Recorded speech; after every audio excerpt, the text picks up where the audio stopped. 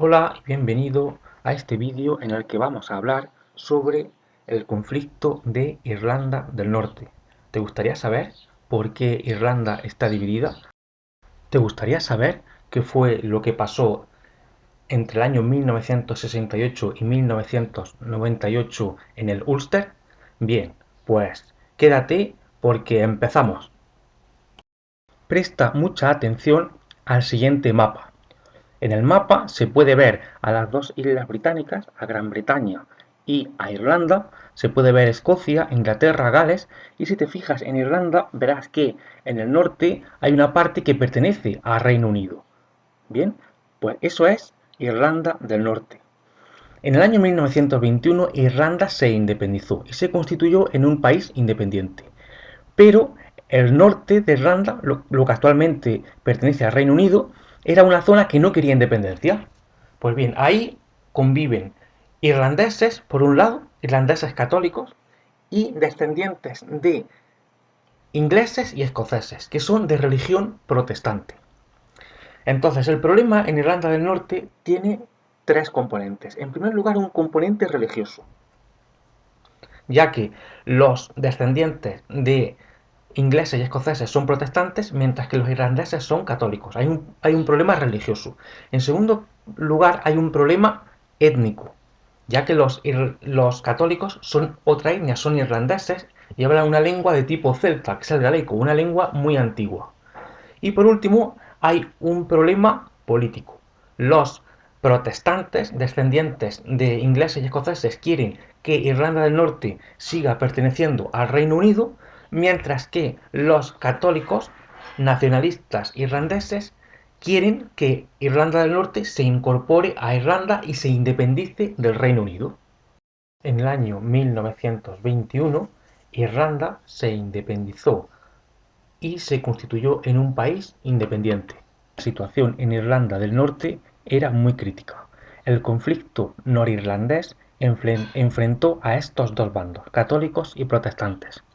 Ambos bandos recurrieron a las armas y la provincia se hundió en una espiral de violencia que duró desde el 8 de octubre de 1968 hasta la firma del Acuerdo de Viernes Santo el 10 de abril de 1998, que sentó las bases de un nuevo gobierno en el cual católicos y protestantes comparten el poder. No obstante, la violencia continúa después de esta fecha y todavía continúa de forma ocasional y a pequeña escala. El conflicto comenzó durante una campaña de la Asociación de los Derechos Civiles de Irlanda del Norte para poner fin a la discriminación contra la minoría católica nacionalista por parte del gobierno protestante unionista y la fuerza policial.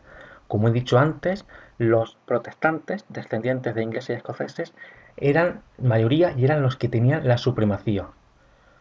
Las autoridades intentaron reprimir esta campaña de protesta y fueron acusadas de brutalidad policial.